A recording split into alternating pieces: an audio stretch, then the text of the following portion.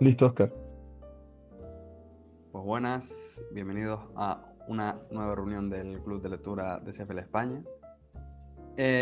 Hoy, por así decirlo, damos al traste muy a mi pesar. Yo creo que por el pesar también del resto de compañeros que se reúnen hoy en esta reunión con la economía en una lección. En la anterior reunión, pues, abarcamos casi la mitad del libro, quedaron un par de puntos pendientes, aunque los trataremos hoy. Y bueno, la verdad que fue muy enriquecedor. Supongo que el resto tendrá las mismas consideraciones, o por lo menos las consideraciones parecidas o incluso mejores que las de un servidor. Y bueno, este es un libro, como bien dije en la anterior ocasión, muy importante. Y las temáticas que abordan deben tenerse en cuenta a la hora de ver otra serie de libros, otra serie de títulos.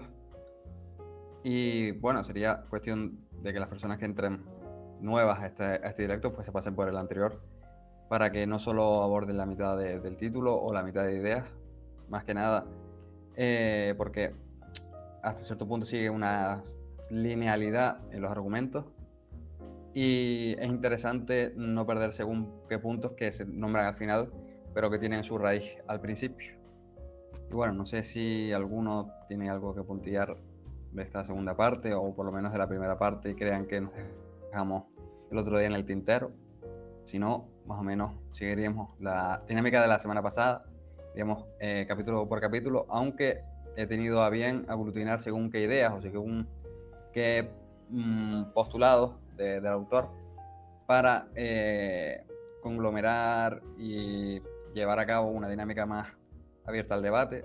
Y hay grandes puntos, grandes ideas que por ahí a lo mejor las voy soltando y me van diciendo qué les pareció, o qué les parece, o si están de acuerdo o no están de acuerdo con el autor.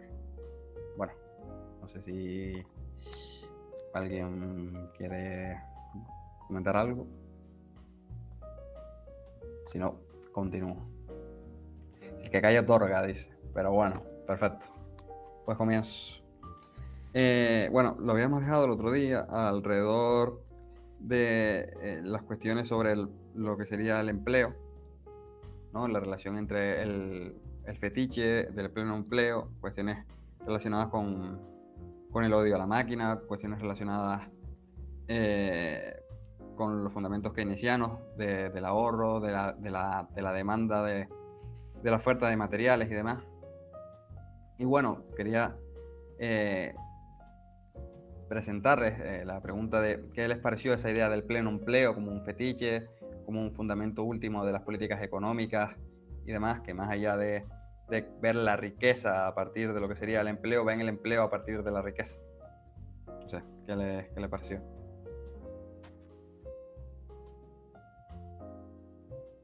O sea, es decir, el hecho, por ejemplo, bueno, vamos a ver, el odio a la máquina, por ejemplo, ¿no? Cómo fundamenta el hecho de que la máquina no quita puestos de trabajo, al contrario.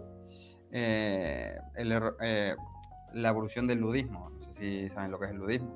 El ludismo es, por así decirlo, el fundamento del pensamiento que arraigan el fundamento del paro o del desempleo en el desarrollo de las máquinas. Si las máquinas quitan empleo, por así decirlo, ¿no? El ludismo empieza es decir, de la mano de la revolución industrial y, como bien dice Henry Hatley, pues va a tener una evolución en relación a la propia evolución que tienen las máquinas. Pero bueno, Darío, que no sé si... No, sí. Justo te iba a decir algo, perdón, no te contesté antes porque estaba aquí gestionando una cosa justo rápido. Eh, no, justo esa crítica que hace a lo del el miedo a la máquina, ¿no? El miedo al progreso tecnológico y demás, que es uno de los capítulos que te lo comentaba a ti, que la verdad que me pareció más interesante, ¿no? Porque además creo que nos pilla a todos más o menos de cerca en la actualidad. Por todo el tema de la IA, ¿no? Y demás, es una cosa que se está debatiendo mucho, por ejemplo, ¿no? La IA en el sector del diseño gráfico, ¿no? Está como muy mal vista y se la odia mucho y demás, porque se supone que está quitando empleos. Y bueno, y al final es cierto, y el propio Hadley lo admite y lo dice, ¿no? Que el progreso tecnológico pues va a destruir empleos a corto plazo. El tema es que a largo plazo es siempre favorable y lo ha sido en toda la historia. Eh, Él pone el ejemplo del telar, si no me equivoco. No me acuerdo ahora de fechas, la verdad. Creo que era, no me acuerdo en qué año, pero vaya, cuando se inventa el telar, Sí, finales primero, del siglo XVIII, más o menos. efectivamente, eso. Pues eso se inventa el telar y se destruyen muchísimos empleos. Pero 20 años después, una cosa así, se cuadriplicaban el número de personas en el sector. Ay, espera, que entra Miguel. Bueno, Miguel,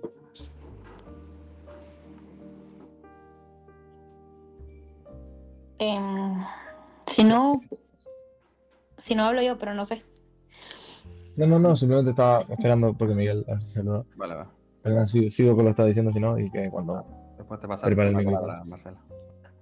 Pues, nada, simplemente eso que después, cuando eh, años después de la invención del telar, a pesar de que a corto plazo se hayan destruido empleos, pues a largo plazo se acabaron hasta cuadriplicando el número de personas dedicadas en este sector, ¿no? Entonces, claro, al final el desarrollo tecnológico hace que los beneficios de las empresas sean cada vez mayores y cada vez mayores, y las empresas crecen, ¿no? Entonces acaban generando más empleos que antes de la invención, que propiamente pues había destruido empleos.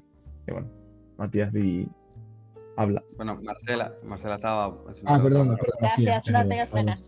Vale. No, pues a mí me parece muy interesante este tema del fetichismo sobre el pleno empleo, sobre todo porque al final se utiliza como, según el mismo autor Henry Hazlitt, como una falacia que es central, evidentemente para poder justificar el tema de un pensamiento económico más intervencionista.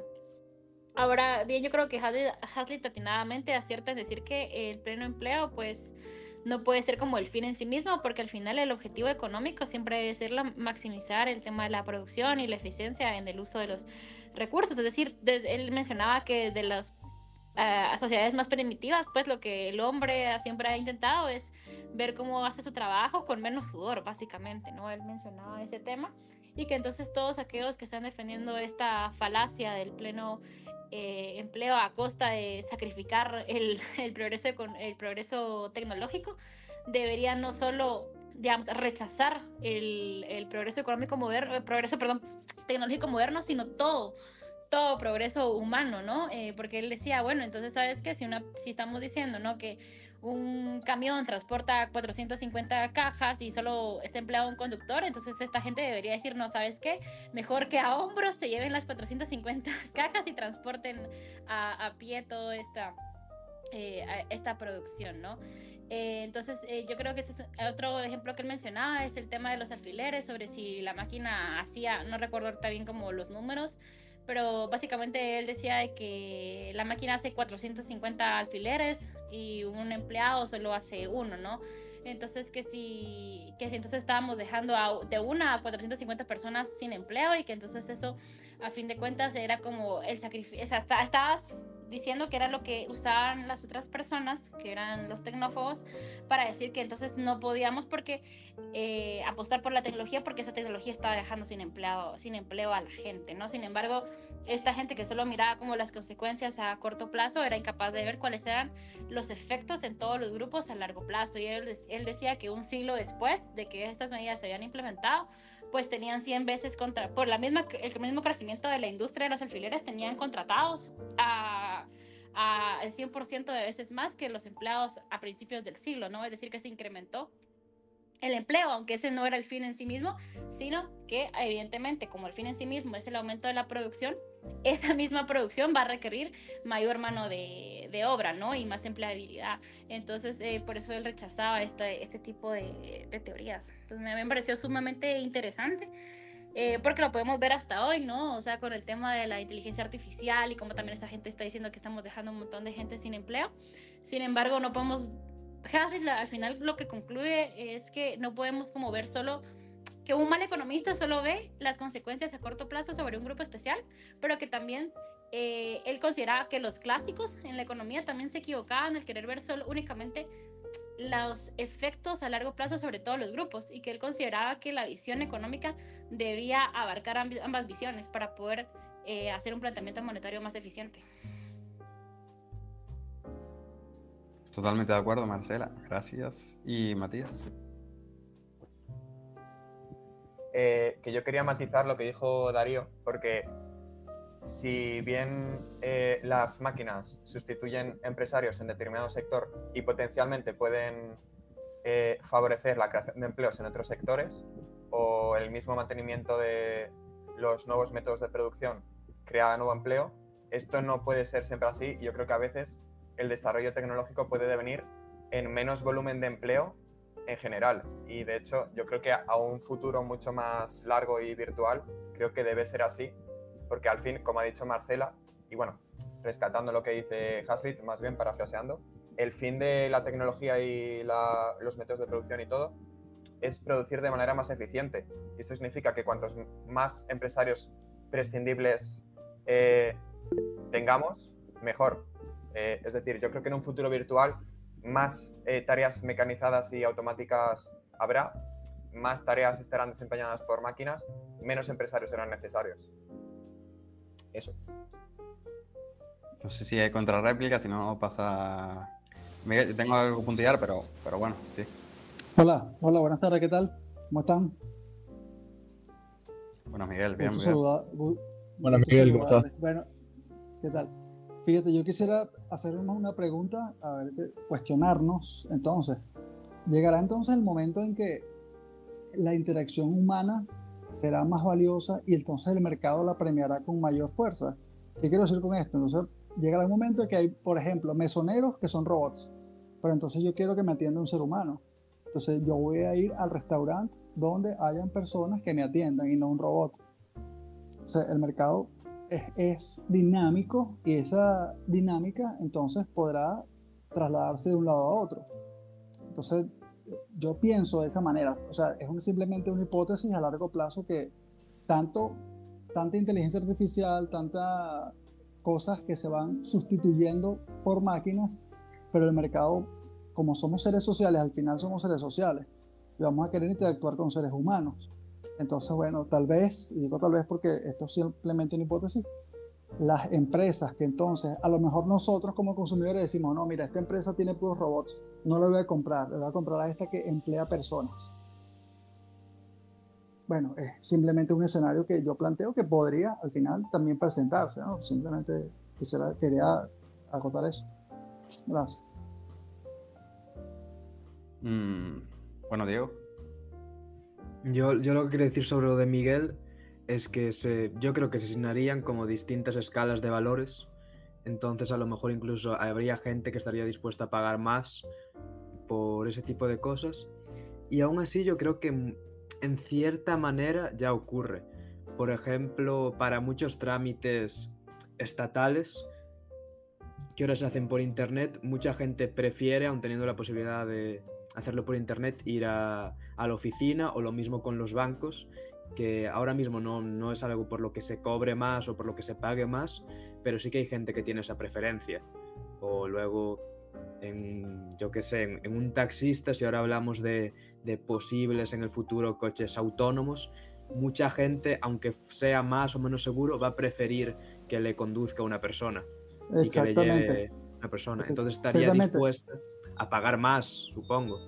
Fíjate, Diego, que desde hace muchos años ya existen los telecajeros, donde uno puede retirar dinero de efectivo sin tener que pasar la taquilla. Y aún mucha gente va a las taquillas a retirar su dinero. Claro. Y pues yo creo que con la inteligencia artificial sería igual. Un camarero, puede haber un camarero, sí, pero a lo mejor yo prefiero que me tenga una persona. Y sobre todo lo que sea relacionado más con el arte, yo qué sé, desde escribir hasta pintar, aunque la IA pueda hacer, como decía Darío, diseños, al final si yo quiero una pintura o si yo quiero un artículo, voy a preferir que lo escriba una persona. No sé cuánta gente estaría dispuesta, por ejemplo, hoy a leer, y esa es una pregunta que os hago, a leer un periódico donde todos sean IAs lo que escribe. Yo, por ejemplo, no. Entonces, habría que preguntarse también eso. Bien, buen punto, Diego. Buen punto. Buenísimo este debate porque son ideas que van calando ahí. Buen punto. Marcela. Gracias. Sí, yo creo que ahí es como también la libertad del individuo sobre qué servicios o bienes se desea consumir y si está dispuesto a pagar el costo de esa que eso va a producir. Porque, por ejemplo, en mi país, para no irnos como a un tema tan tecnológico, pero digamos para el servicio de gasolina, en las gasolineras se puede distribuir de dos maneras y sí hay un cambio en el precio. Por ejemplo, yo puedo hacerlo yo misma, poner la gasolina en mi coche y ya está, ahí pago, no sé, un equivalente a, no sé, $5, por decirte algo, para que se me entienda. Y si yo, por un galón de gasolina, y si yo decido que quiero pasar al servicio completo donde está la persona que me va a servir a mí, yo no me tengo que bajar de mi coche, entonces eso cuesta, la verdad no es tanta la diferencia, pero igual hay gente que lo prefiere, es como la diferencia es como de 50 centavos de dólar, por decirte algo, ¿no? Entonces tú decides a fin de cuentas, porque tú tienes las dos opciones, ¿no? Te sirves tú solo, que te va a costar 50 centavos de dólar más, o quieres esa interacción humana en donde pues al final platicas, saludas y yo qué sé, ¿no? Todavía te sirven y es la comodidad además de no bajarte del coche. Entonces yo creo que la preferencia sobre usar industrias que tengan humanos también se va a medir por la capacidad de soluciones de logística que traiga esa industria a la vida de las personas, ¿no? En el caso del coche es, no me tengo que bajar del carro, no tengo que entrar a la gasolinera a pagar, ellos lo hacen todo, me facturan, yo solo tengo que bajar mi ventana y se acabó. Entonces es como esa solución y esa comodidad que también te están dando dentro del servicio. Si voy en pijama, me quedo dentro del carro y no tengo que hacer Exacto, exacto. Es que eso, ¿sabes? Saliste de madrugada y prefieres que te sirva la persona y no tener que bajar de tu auto. Pues en, sí. en Venezuela, sí, cuando hay gasolina la ponemos nosotros, pero el resto no hay. Pues, a ver, ya soy hablo al extremo, Miguel. Pero la cuestión, bueno, se han nombrado distintas cuestiones entre el comienzo que daba Matías La Puntilla, o bueno, incluso Darío. Yo llevaría al punto si esto es algo natural, es un avance natural, ¿no? Y poner un límite es como ponerle puertas al campo. Es decir, llegar a un punto en el que el empleo se termine por erradicar, pero claro, eso es casi diría que una utopía, porque hasta los propios marxistas o incluso anteriores a Marx, ¿no? Los socialistas utópicos le daban un fin, ¿no? al trabajo, o la abundancia sería tal que no se requeriría del trabajo humano o de las fuerzas materiales para el desarrollo de la sociedad, y aún así estamos 200 o más de 200 años después y sigue haciendo falta que todos los días las personas se levanten a primera hora de la mañana para que el mundo se mueva, por así decirlo. Entonces, dar un freno a lo que sería el desarrollo de la inteligencia artificial o de otras tecnologías, pues sería absurdo, ya sea por medio, es decir, bueno, si es por medio de los requerimientos de los seres humanos, pues bueno, lo que quieren, y varios ejemplos han dado ustedes, pero si es por la imposición del Estado, pues es que, no sé, habrán cuestiones que un médico por su capacidad no puede desarrollar y la propia inteligencia artificial sí, por cuestiones a lo mejor ya no solo estadísticas, sino cuestiones de que ahora están haciendo noticias, cuestiones de cáncer y demás, que es la IA precisamente la que ha dado el punto, el eje para el cual todo lo demás empieza a rotar. Y bueno, en relación con lo que comentaba Marcela, son quetzales, si no me equivoco, la moneda de Guatemala, por ahí... Y estoy más o menos la traducción para que se entendiera el punto. No, bueno, pero con los vídeos de Bastos, si más o menos quedó ahí el concepto muy enclaustrado. Pero pues... tú decides, no es un mercado libre. O sea, Exacto. ¿Tú quieres interacción humana o no? Sí, y no, pagas por ella. No, pero digo, porque aquí en Canarias, es decir, aquí en Canarias es obligatorio. Es decir, que te pongan la gasolina. Es decir, que el que trabaja... Es obligatorio. Es obligatorio, hasta ciertas horas de la noche. Mucho estado. Exacto, así que aquí por mucho que queramos o no pagar el sobrecoste, lo terminas pagando por el hecho de que es obligatorio. Hasta ciertas horas de la noche te lo tienes que poner sí o sí. No, aquí vas al revés. Hay ciertas horas en donde ya solo autoservicio si quieres. Ya no puedes pagar por el coste humano. De hecho, y esto es una anécdota que a lo mejor le gustaría comentar a Alejandro, y es que también está limitado a la hora en la que tú puedes comprar alcohol, o te pueden dar según qué servicios cuestiones que no son de ocio nocturno. Así que no somos socialistas, no se me entienda mal. Sí, sí. ¿Se me oye por aquí? Sí. Sí, a mí una cosa que me hubiera costado a lo mejor menos de 20 euros, una fiesta popular de aquí, una fiesta de pueblo, me terminó costando como 26 euros o algo así, 28 euros. Por no haber competencia, por estar todo limitado y por las restricciones en cuanto al horario de venta de alcohol. Bueno, Matías. Nada, que contestando a Miguel y a Diego incluso, yo creo que de lo que ellos hablaban no era tanto empleos, sino como ejercicios o prácticas que preferimos que no sean sustituidas por un humano, como puede ser escribir un periódico, pero yo creo que en un futuro, en el que ya la economía está resuelta, eso ya dejará de ser tanto un empleo y empezará a ser una afición. Pero lo que son trabajos mecánicos, como por ejemplo el de un camarero, a mí personalmente me parece poco ético forzar a personas a realizar trabajos manuales cuando es prescindible y lo puede realizar una máquina. Al final, estás forzando a una persona a que, con las necesidades económicas ya resueltas y el sustento proveído ya, a que haga un trabajo manual y haga jornadas que, bueno, yo veo fatigosas e innecesarias al final solo por el egoísmo del consumidor.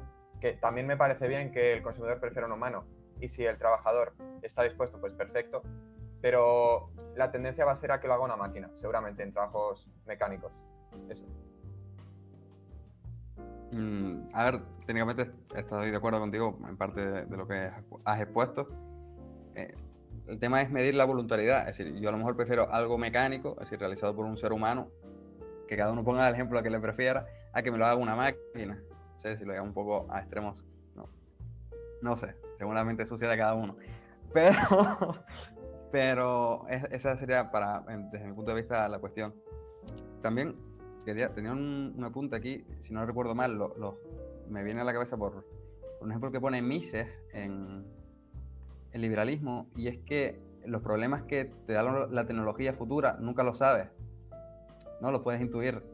Por ejemplo, un problema que había en Inglaterra era los desechos, es decir, la caca de los caballos, que era sobreabundante y llegó a un punto en el que no se podía ni transitar ni vivir, por así decirlo, ¿no? Del olor, ¿no? Lo que era en la City de Londres y demás. Claro, si se hubiera hecho una regulación por encima de lo que eran las posibilidades de que la persona caminara libremente en su carro por Londres, pues no se podría haber avanzado hasta el punto en el que 20 años después iban en coche y la posibilidad que se les estaba negando era admisible, y 20 años después no había ese problema, por el hecho de que sí habían gases contaminantes, pero no había caca en el suelo, ¿no? Entonces el tránsito evolucionó sin la interacción del Estado, por así decirlo. Y además, las cuestiones llevadas al punto de la utopía en la que nadie va a trabajar, lo que no ha logrado la IA, y yo creo que le va a costar si es que en algún momento llega, es al conocimiento del día a día. Es decir, hay conocimientos que no se pueden articular, es decir, hay conocimientos que no se le puede indicar a la IA, es decir, ya sea porque está limitada o ya sea porque ni nosotros mismos nos damos cuenta de lo que hacemos o por qué lo hacemos, si no le damos lógica en última instancia, porque al igual no tiene lógica, ¿no? Es decir, como tampoco tiene lógica querer que el cajero, como decía Miguel, sea una persona y no sea una máquina. Es decir, hasta cierto punto, dentro de una lógica económica, pues prefieres uno que otro, ¿no? Pero en última instancia no es lo que está primando. Bueno, por orden, creo que está Alejandro y después Eduardo.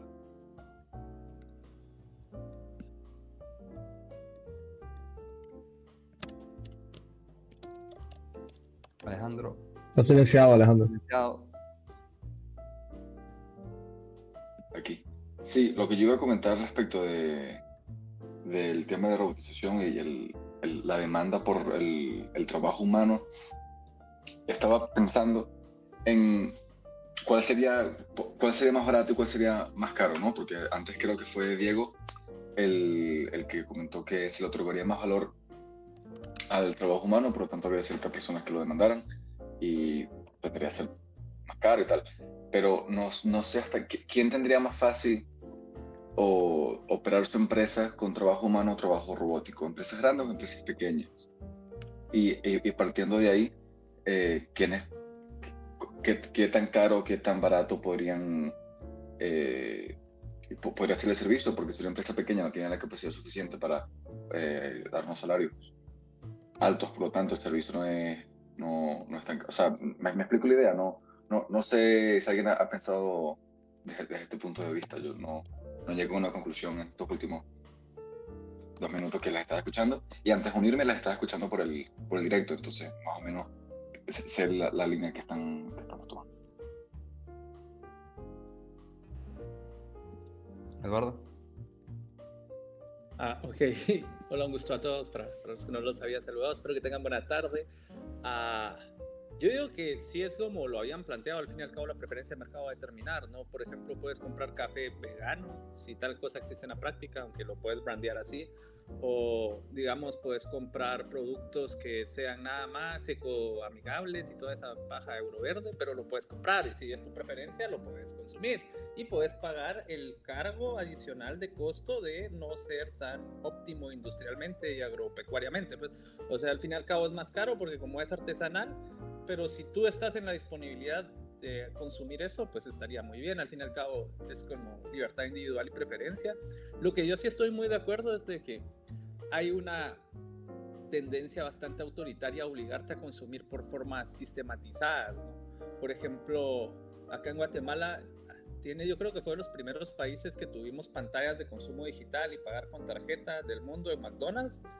Y la gente no le gusta. O sea, yo soy de las personas que 3 chicas van y me dicen, mire, lo atiendo aquí, parado. O sea, yo se lo voy a hacer como que si fuera, no, yo creo que sea la cajera. Sí. Y así es, la mayoría de la población se rehúsa. Pero sin embargo, la pregunta es, ¿va a poder existir a mediano plazo, a futuro? ¿Vas a poder existir fuera de ese sistema automatizado? Porque la cuestión es, por ejemplo, en China, si le querés dar una migaja, digamos, le querés dar una donación a un pobre porque está pidiendo en la calle, ese pobre sale con un QR. Y le tenés que pagar en yuanes digitales. O sea, el gobierno sabe hasta de lo que le estás dando al indigente, ¿sí? Y entonces, ¿quién puede existir fuera del sistema? Claramente aquí hay más o menos como una distopía y nos vamos a ir a la resistencia de los bosques o demás. O sea, se te va a permitir valorar una piedra porque como yo no quiero usar el yuan digital, me van a permitir usar una piedra. Van a haber controles de cámara, va a haber una inteligencia artificial diciéndole al gobernante que me puede usar como una cosa. Entonces, tal vez la virtualización del ser humano como una persona con derechos civiles y políticos es lo que a mí me preocuparía, pues. Y pues con lo del futuro de las empresas, yo creo que yo soy muy de Schumpeter, ¿no? O sea, el capitalismo trae la destrucción creativa del capitalismo. No solo competís con el hoy del presente, sino con el hoy del futuro. Y si no te moves, pues el que tiene la culpa de haber dado... iba a decir algo muy pesado, del que tiene la culpa de haberse servido para que otro se lo comiera a uno, es uno mismo, ¿sí? Entonces no puedes prever exactamente esos problemas del futuro al 100%, o sea, es parte de la escuela austriaca justamente eso, pues el futuro no lo sabe, pero sí sabes de que las empresas de hoy van a ser destruidas incluso por ellas mismas del futuro. Tenés que autodestruirte y recrearte constantemente, entonces es como lo inevitable del progreso. Podemos discutir esto, pero igual va a pasar. La pregunta es, ¿van a haber derechos civiles? ¿Vamos a seguir siendo humanos con derechos civiles o se nos va a imponer? Exacto. La pregunta sería, ¿el cambio va a venir desde el Estado o desde el mercado? Esa sería la pregunta, ¿no? Sí, es como el gran paradigma que tenemos por resolver, ¿o? Yo creo que va a venir por el Estado. Ya valimos. Pero hay fe, se puede evitar. Tal vez podemos hacer algo para que haya una versión alternativa. De hecho, aquí en España, la agencia tributaria ha empezado a contratar inteligencia artificial para determinar tanto los impuestos como el seguimiento de según qué hurtos o robos, ¿no? al erario público. Más que robo sería, ¿no? Recoger lo suyo, pero bueno. El beneficio de Venezuela es que no tenemos energía eléctrica y no va a funcionar. Esa es buena. Nosotros en Guatemala tenemos computadoras tan viejas y malas funcionando en el gobierno que no funcionan tampoco los sistemas, no se preocupen. Tenemos tiempo ganado, ¿me entienden? Tenemos tiempo ganado. El socialismo nos está ayudando, ¿ven? Pensé que ibas a arder en fuego por decir eso, pero sí.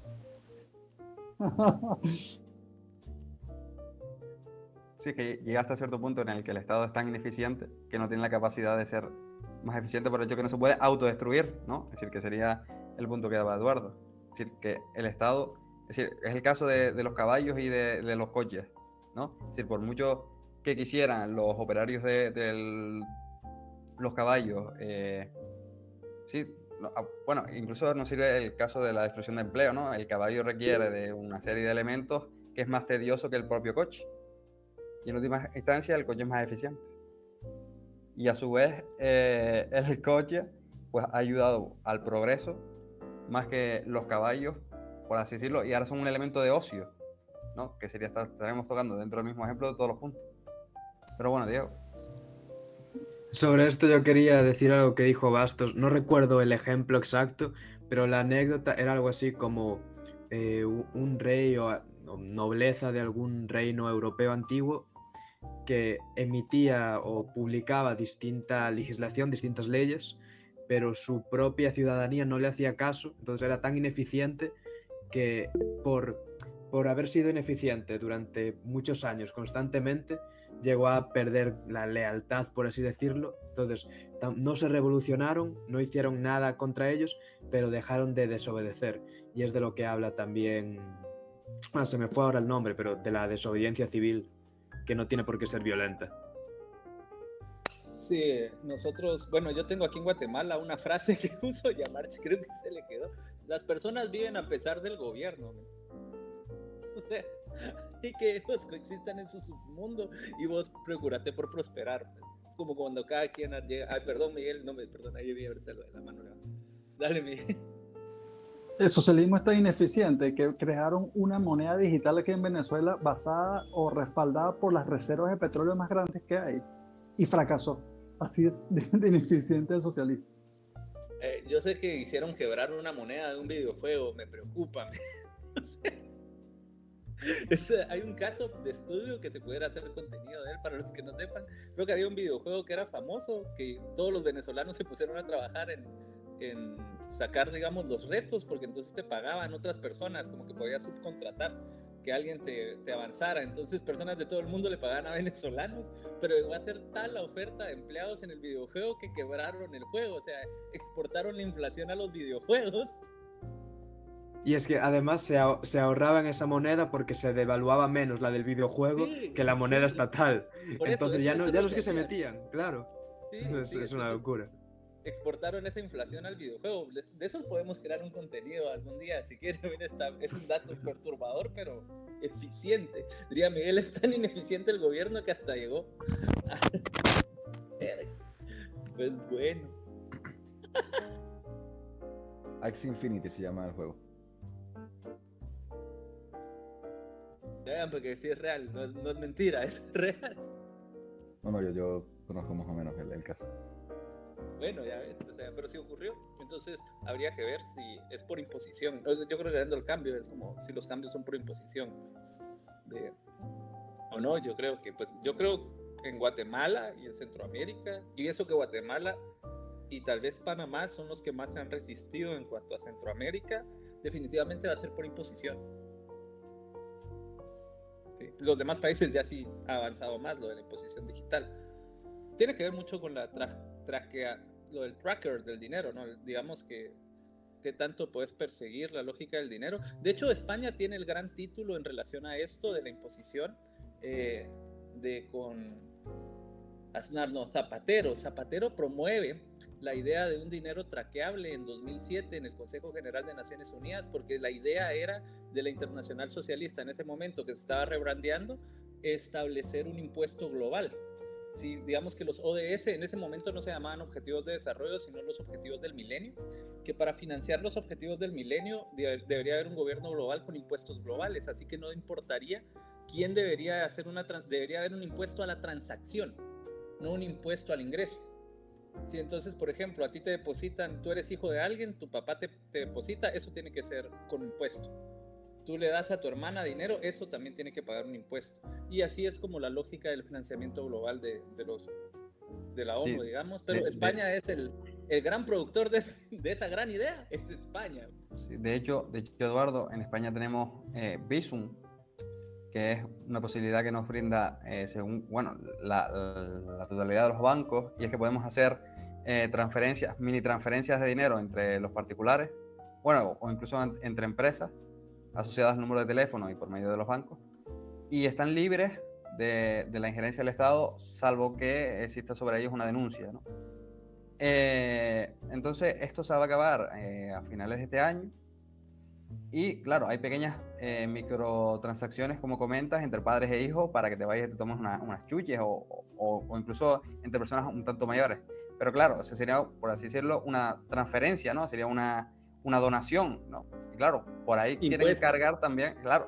Y de hecho, están desarrollando una especie de ley para cargar sobre esas pequeñas microtransacciones que ya no son en efectivo, o sea, que son digitales, que deberían ser en efectivo, ¿no? Porque te están forzando a lo digital. Exacto. Claro, ahora van a correr sobre eso, que son a lo mejor 10 euros, ¿no? Es decir, o no sé hasta qué punto, hasta qué extremo llegarán. Pero a lo mejor el niño que quiere ir a comerse una chocolatina, pues va a terminar en los juzgados. Sí, o los juzgados. Pues sí. Es eso, literalmente. O sea, pero ustedes van abanderando eso desde el 2007. Bueno, ahora, es decir, es que claro, la sutileza está en no hacértelo ver, sino por medio de los ODS, cargar un impuesto sobre lo que sería el consumo. Claro, si no te están quitando el dinero directamente, pero indirectamente te lo están quitando incluso más, porque no te está, es decir, no es evidente, ¿no? No es tan transparente como si te quito 5, sino por medio de los ODS hay que fomentar el consumo sostenible de combustible. Entonces te voy a cargar un 5% dentro de lo que sería el depósito habitual de combustible fósil. Bueno. Sí, pero es todo impuesto, no está siendo de mercado. O sea, no Exacto. Es como crypto wallets que ustedes usan, que supongo es esa, que es como, no, se te están forzando al euro digital, te están forzando a determinadas monedas. Yo creo que ese es otro gran trabajo de resistencia que podemos hacer. O sea, difundir de que, o sea, el gobierno no te está dándose esos incentivos para que te cambies a euro digital de gratis, sino que deberíamos de resistir con el efectivo. Y si no, regresar a los pines o a las... En la Segunda Guerra Mundial se logró, no se preocupen, lo podemos hacer. Vamos, a las canicas conchas azules van a valer tanto y ponemos un número de canica y hacemos que Canaria funcione sin necesidad de euro digital. Diego. Yo quería hacer un pequeño apunte sobre lo de Eduardo, sobre lo de Zapatero, de ese supuesto impuesto global, y es que aunque no haya directamente algo que se llame impuesto global, al final sí que lo estamos pagando, porque parte del presupuesto del Estado, en el caso de España y supongo que del resto de países de la ONU o de estas organizaciones, se está pagando una parte, porque al final la ONU y todas estas organizaciones no cobran impuestos, claro, no son estados, no cobran impuestos a ningún ciudadano, pero los miembros de esas asociaciones sí que hacen, claro, entonces por eso, al final lo acabamos pagando de una forma u otra. Y luego lo del efectivo, pues claro, al final un billete de 50 euros es mucho menos trazable que un euro digital. Entonces, la alternativa de mercado que decías tú, Eduardo, del Bitcoin o de cualquier criptomoneda, es una alternativa de mercado a un problema real que es los pagos, las transferencias, se adopta por el Estado y se subvierte, se hace más negativo, porque lo pueden controlar. Nada, era eso. Por legislación, justamente, ya posterior, si te lo doblegan. Pero sí, es eso. Luego te aparecen los empleados del municipio, los empleados de la ONU, de cualquier, a decirte que la ONU no cobra impuestos. Es un mito. No vive de los impuestos de la gente, pero lo han metido de esa forma, ¿no? Manera indirecta por aportaciones. Yo creo que Hazlitt lo dice, creo que es como que en el capítulo 10, regresando al libro, que es el tema de, bueno, viene un ladrón y como el ladrón vende lo que te robó, entonces no podemos detener al ladrón, porque si lo detenemos, imagínate todas las cosas que el ladrón consume con lo que te robó. Te asaltaron, imagínate, los ladrones tienen una economía de ladrones, ¿sabes? Y con lo que venden, con lo que roban, compran y consumen a otras personas. El ladrón es un benefactor social. Exacto. Entonces, pues ¿para qué vamos a detener a los menas? Si ellos con lo que reciben de paguita, sí, entonces con eso están consumiendo y activando la economía española. Sí, entonces, ya desde esa, pero si yo voy a España voy a terminar preso un día si doy una charla. Pero, eso no, pero linchado, a lo mejor linchado te linchan por ahí. Bueno, linchado y preso. Pero sí, o sea, le damos una... Bueno, es verdad, así es la lógica aquí. Te pegan, te violentan, pero vas preso tú. Sí, obvio. Soy blanco, men. O sea, el enemigo del socialismo. Claro, te pongo una pistola para que no te muevas y si te mueves te disparo. Esa es la lógica. Exacto. Mira, pero por ejemplo, vaya, ¿dónde está la merma de riqueza? Aquí todavía en este ejemplo es más satisfactorio, porque obviamente tú me robas, yo tengo acá a mano acá tengo un iPhone 15. Vaya, eso no sé cuánto vale en España, pero supongo que valdrá usado unos 500 euros. ¿Va? Entonces, eso vale usado si yo lo vendo. Pero si un ladrón me lo roba, la merma de riqueza es evidente, ¿sabes? ¿Por qué lo va a vender en el mercado negro? Porque es 50 euros. ¿Sí? Entonces, ahí literalmente no solo me está afectando a mí, que usé mi dinero y me va a forzar a comprar un nuevo teléfono, sino que se puede evidenciar la pérdida del valor, porque cuando lo venda en el mercado negro no lo va a vender a un precio de mercado, sino mucho menos porque robó. Y aún así estamos justificando todo. ¿Sí? Ojalá me lo consiga en la calle a ese ladrón para que me venda el teléfono a mí. Y aparte todos los que compran, que esos venezolanos son pícaros. Pero exactamente.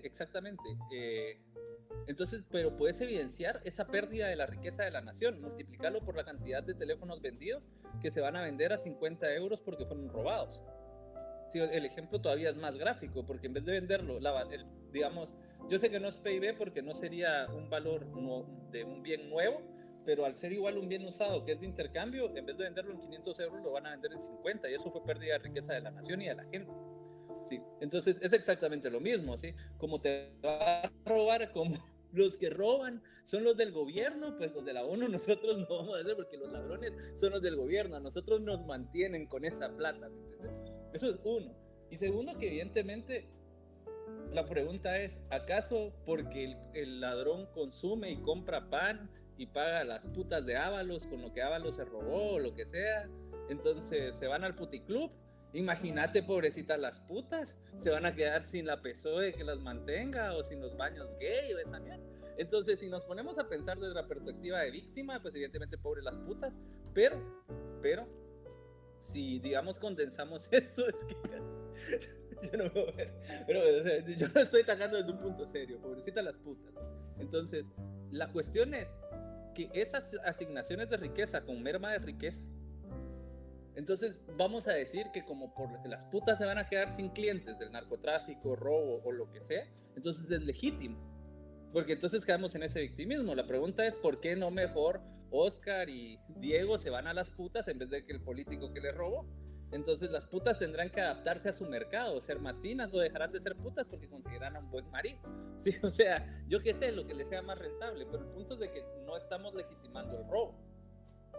Pero pareciera que de forma permanente, no pareciera, Miguel me va a regañar, pues evidentemente estamos legitimando el robo con esto, pues o sea, de una u otra forma estamos legitimando ese robo, ya sea por medio de que el gobierno fue el que robó y entonces yo soy la ONU y yo soy pulcra, o a nivel pequeño, pues de que el ladrón llega, roba y no, pobrecito, porque con eso mantiene una economía.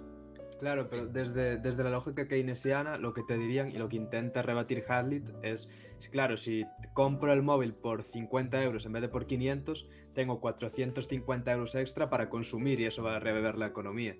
Entonces, por eso... produzco 450 euros menos porque no me voy a esforzar lo suficiente. Claro, ahí está, pero por eso es sobre lo que gira el libro y me parece muy interesante. Porque es también la falacia de Bastiat, ¿no? De si rompo el cristal estoy creando empleo. Es eso, no solo le estás generando empleo, sino que, bueno, yo te lo diría justo en esa premisa, me quedan los otros 450 euros, pues yo te diría que no, porque el incentivo es a comprar todo barato. Entonces me voy a volver un socialista latinoamericano. Yo sé que Miguel no me vas a quemar, iba a usar venezolanos ahorita de ejemplo. Pero, por ejemplo, si la gente, donde el gobierno ya es tan expansivo y te prometen durante un periodo de darte de todo, ya está pasando en España. O sea, diría ingenieros que en 1907, si le quitas al que produce para darle al que no produce, no te sorprendas que dentro de poco nadie quiera producir. El incentivo de comprar todo barato, no por el precio real, es de que, ¿sabes qué? Me esfuerzo poco y obtengo mucho. Pero entonces, ¿para qué me voy a esforzar de más? ¿Para qué me voy a buscar un trabajo para pagar un teléfono de 1,000 euros si lo puedo conseguir a 50 euros robado? Entonces mejor me quedo acá en la casa de papá sin hacer nada.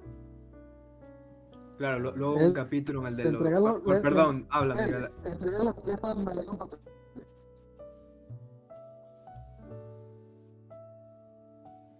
No sé si yo perdí mi... No, ¿Miguel? no se escuchó muy bien, Miguel. Edu, que le entrega bueno, los Diego. papeles al ladrón para que me lo dé con papeles del teléfono. Todavía te ponen una demanda de derechos humanos de que violentaron sus derechos de minoría social porque no le enviaste lo de los desocupa, ¿va? Todavía no le mantenés. No le diste con toda la documentación legal la compra. Así son. Yo lo que quería mencionar era sobre lo de darle dinero a personas que no trabajan y luego sorprenderse de que no haya trabajo. Es lo que habla también en el libro, se habla en el capítulo de los salarios, que al final tú trabajas por el diferencial del subsidio y el salario, no trabajas por el salario en sí. Entonces, si yo estoy cobrando 1.100 euros y me ofrecen cobrar 1.600, no, a lo mejor por esos 500 euros lo que estás valorando es un trabajo que en mercado valdría 1.600, pero como hay un subsidio, ahora me vale 500. Entonces al final también te estás como pervirtiendo los mercados y el funcionamiento del mercado, porque una persona si tú ya estás cobrando 1.100, trabajar por 500 es mucho menos de lo que de normal estarías ganando, o lo que tú percibes que estás ganando. Sí, de hecho, Diego, eso nos lleva a un siguiente punto, que sería la jornada laboral, ¿no? Como de alguna manera intentan reducir la jornada laboral para que trabajen más personas, ¿ok? Por así decirlo, algo absurdo, ¿no?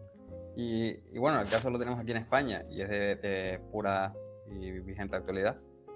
Que bueno, a partir de parte del gobierno, la parte de Sumar, Yolanda Díaz quiere hacer que la jornada laboral sea menor justamente para eso.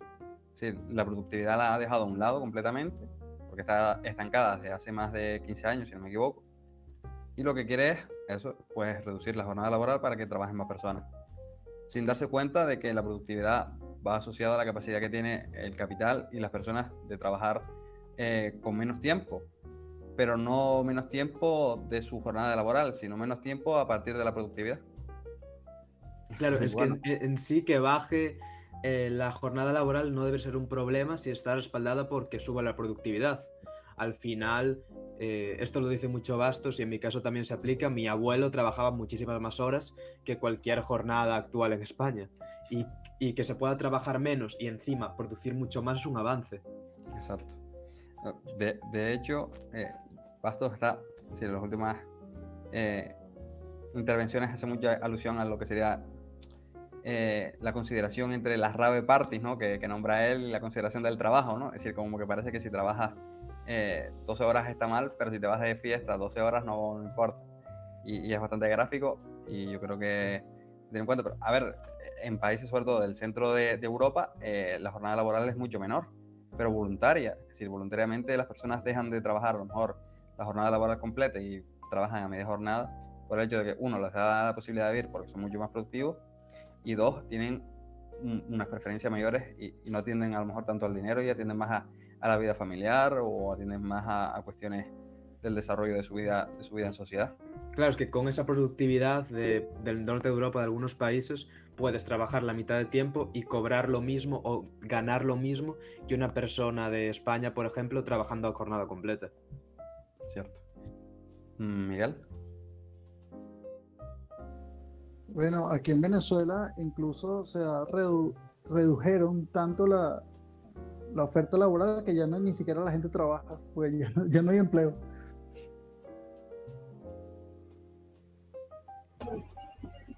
Bueno, ¿se me escucha, no? Nada, simplemente yo Sí, era se oye. porque lo siento mucho. Va a tener que ir yendo ya, así que pues ya para la próxima semana estaré por aquí. Nada, bueno, chao a todos. Pues no sé si dejamos este punto a un lado, porque ahora viene otro punto que por ahí desarrolla muy bien y que es súper importante. Y al igual no está tan de actualidad, aunque no deja de estarlo, porque Donald Trump no se decide. Y son las cuestiones de los aranceles, ¿no? ¿no? De la riqueza nacional y demás. Y por ahí no sé qué opinan o qué les ha parecido el postulado que ofrece Hazlitt, que es fundamental hoy en día precisamente porque parece que como que la izquierda ahora está en contra de los aranceles y la derecha, bueno, según qué derecha está a favor, y bueno, está en esa dualidad que se ha revertido, ¿no? Por el hecho de la preponderancia de Trump en el mainstream, por así decirlo. Bueno, Alejandro. Me interesa la parte de a la izquierda ahora está en contra de los aranceles. Yo creo que la izquierda está en contra de los aranceles que no son suyos, ¿sabes? Porque nunca les he visto tocar ese tema previamente y mi fuente más cercana son los profesores de la universidad que jamás, como muy marginal, tocan temas económicos y sobre todo con este tema de los aranceles. Pues como es Trump, pues obviamente sí, vamos a hablar del tema, vamos a criticarle y tal.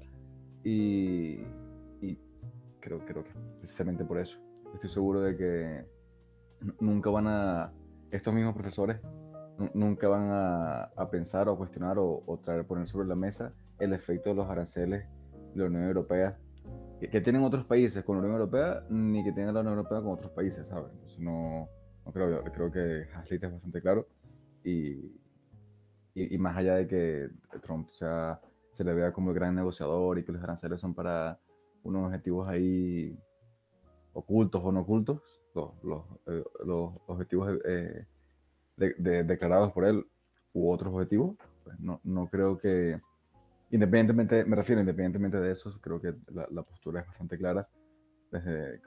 Creo que la postura de nuestra parte tiene que ser bastante clara y sobre todo teniendo una explicación tan maravillosa como la que presenta Hazlitt en este libro. Miguel.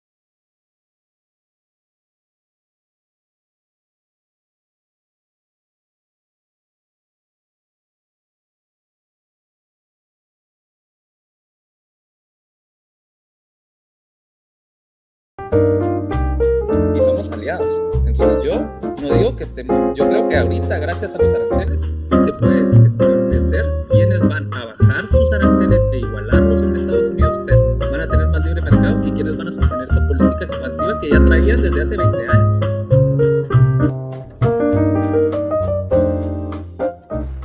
Sí, por ahí Eduardo tienes toda la razón, en el sentido de que antes se nombraba Zapatero, y justamente ha sido Zapatero el que ha dado pie a poner a España del otro lado del eje, ¿no? Y precisamente eso es lo que nos ha puesto en un brete, ¿no? Encima tenemos la posibilidad de unir ambos lados del Atlántico, ya no solo del norte, sino también del sur, nos pone del lado malo de la historia, ¿no? Del lado ahí del totalitarismo, de la represión. Bueno, aquí tenemos el caso de Venezuela, que es los más damnificados por las cuestiones o la garra de Zapatero, aun cuando él quiera o no quiera dar la cara en según qué situaciones. Pero bueno, ya supongo que pagará por sus actos en esta vida o en la siguiente, supongo. Tiene ganado el purgatorio, creo. Pero bueno, quería cerrar el directo con un tema rápido, aunque es el que más hojas o incluso libros ha traído de la escuela austríaca, sobre todo cuestiones y de la escuela monetarista también, ¿no? ¿Por qué no decirlo? Cuestiones de inflación y sistema de precios, ¿no? Que Henry Hazlitt incluso tiene un libro que comentábamos el otro día de los errores de la nueva ciencia económica, si no me equivoco, es su título, y aborda lo que sería el sistema keynesiano o de Keynes, ¿no? Porque hace siempre esa distinción a lo largo del libro, que traeremos en un futuro. Y bueno, más o menos, no sé, ligando un tema con el otro, la cuestión del sistema de precios, que se ve un poco alterada por el hecho de, lo comentaba Eduardo, de los impuestos, y ya no solo de los impuestos, sino de los aranceles de cara a los proyectos internacionales o supranacionales, ¿no? Sería incluso mayor la cuestión por el hecho de las distintas agendas que van a fundamentar un déficit estructural que va nuevamente a retroalimentar según qué políticas, según qué normas o ajustes que tiendan a una inflación mayor, que den más poder al Estado, que el Estado a su vez emita otras normas por encima de estas que podemos deducir y que si quieren podemos comentar, que va a derivar en más inflación, que va a dar más poder al Estado, directa e indirectamente, ¿no? Porque hemos de tener en cuenta que la inflación, por así decirlo, es un robo indirecto, ¿no? Sobre lo que sería la capacidad adquisitiva de las personas, pero también es un robo directo a la hora de determinar que los impuestos no se regulen en relación con la inflación, que te estén quitando el doble de dinero en relación a la base monetaria.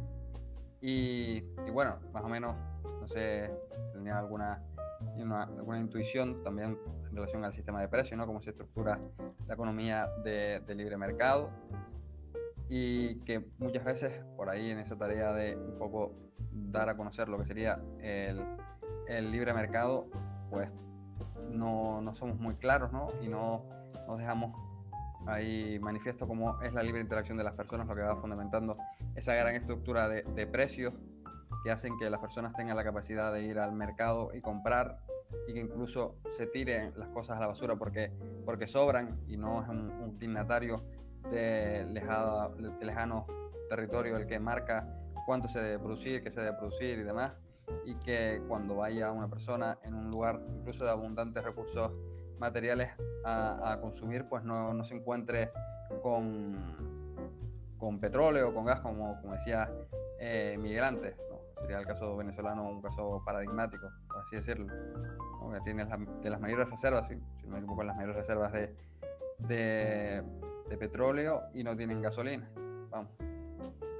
Pero bueno, no sé si tienen otros ejemplos por ahí.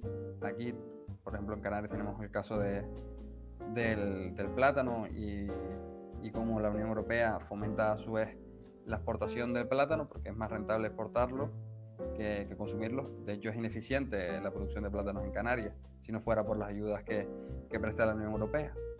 Y claro, lo que fomenta es la exportación de plátano, no el consumo. Entonces llega el caso en el que el plátano de fuera es más caro que el canario en Canarias, cuando precisamente está al lado de la fábrica.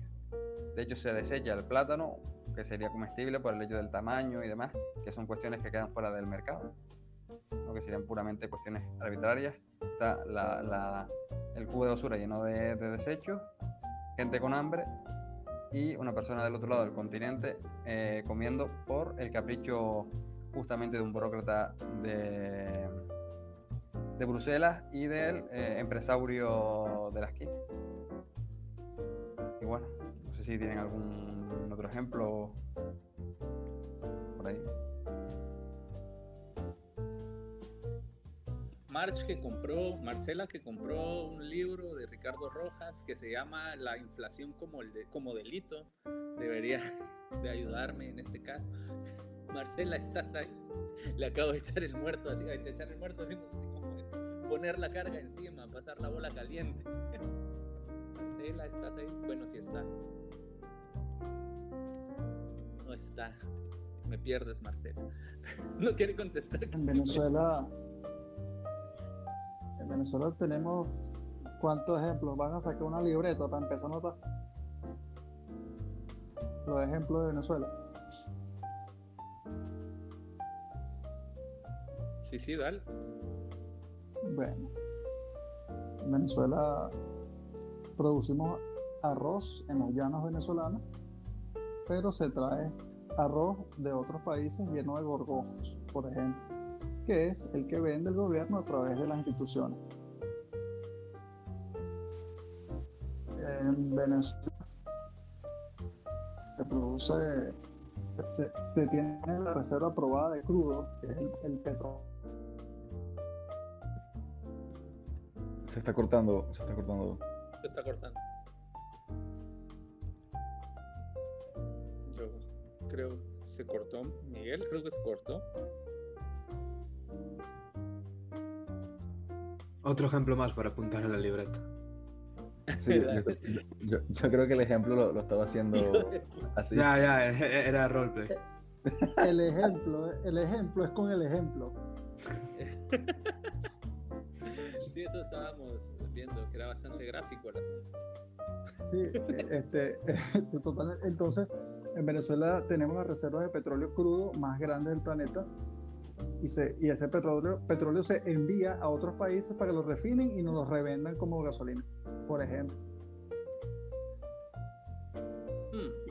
Y eso no es en este gobierno, ojo, esto es desde el siglo pasado. A ver, en España tenemos algo parecido con lo del gas, que como está prohibido el fracking en la Unión Europea, tenemos que importar a otros países que hacen lo mismo o prácticas incluso más abusivas con el medio ambiente. Pero claro, como está fuera de la jurisdicción de España, lo compramos igual. Como no me acuerdo, no pasó. Algo así. Sí,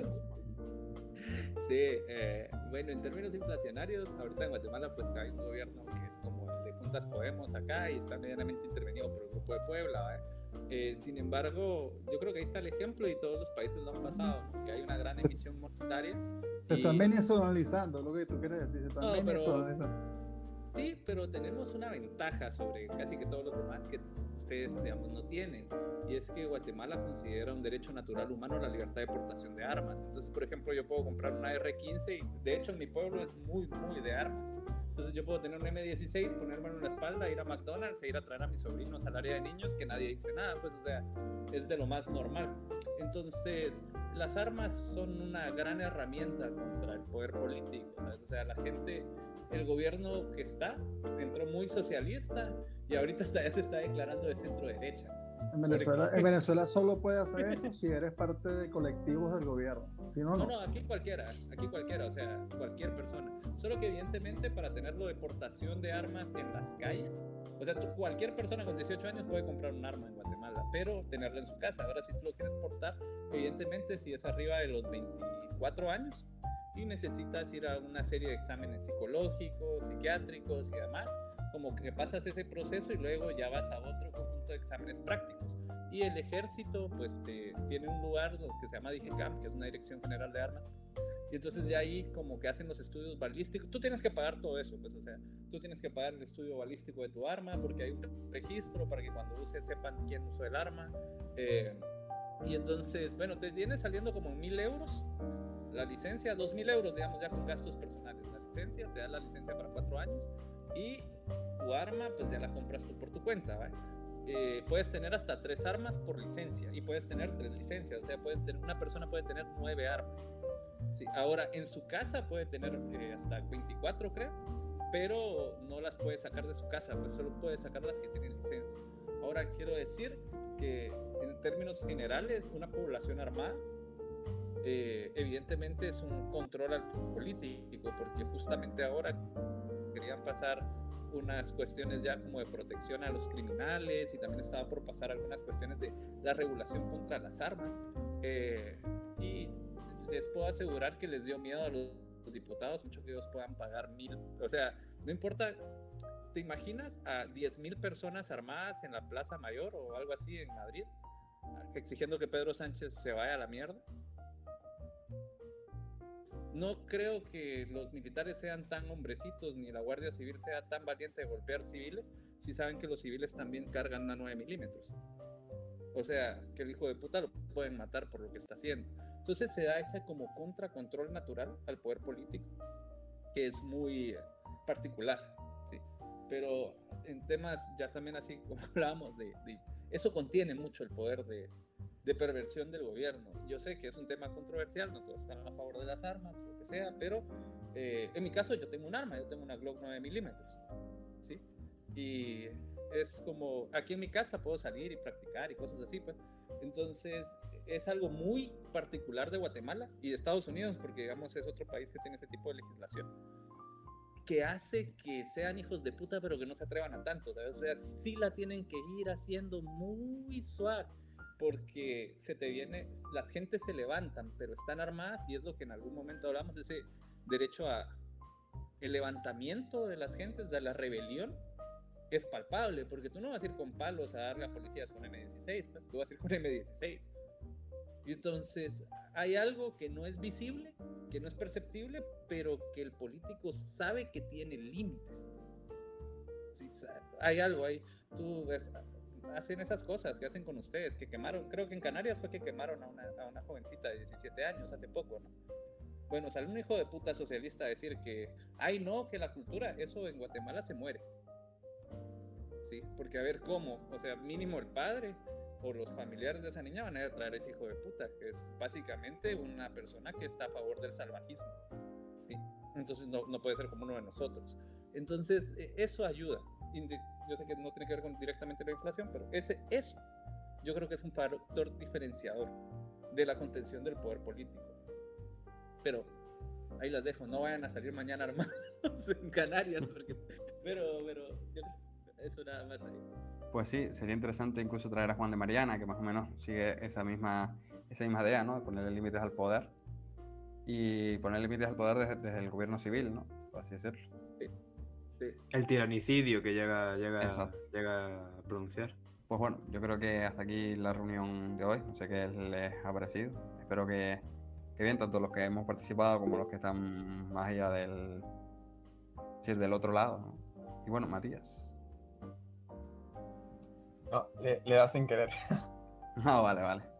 Pues nada, gracias a todos. Gracias a Eduardo, Diego y bueno, al resto de participantes. Y terminamos con este libro. La verdad que es de lo más importante. Creo que así lo consideramos todos los aquí presentes. Espero que para aquellos que les haya servido de incentivo para leerlo, pues les haya cundido y que les sirva en su futuro profesional, personal y familiar también, por qué no decirlo. Y nada, si quieren apuntillar algo, no sé. Bueno, sí. No, nada, que muchas gracias por el espacio y todo, nada más. Eso. Ahora, gracias a ti por pasarte. Bueno, no quiero terminar sin decir el próximo libro, que será de una sola sesión. Sí. Y que es La anatomía del Estado, de Rothbard. De Murray Rothbard. Y la próxima semana... Diego se frota ahí como, oh, qué bueno. Pues sí, sería el lunes de una tacada y lo mismo. Esperamos que estén por aquí y disfrutar de este tiempito también juntos. Y pues nada, gracias. Muchas gracias a todos. Buenas noches y buena tarde para los latinoamericanos. Exacto. Buenas noches, sí, tal. Adiós. Chao. Adiós.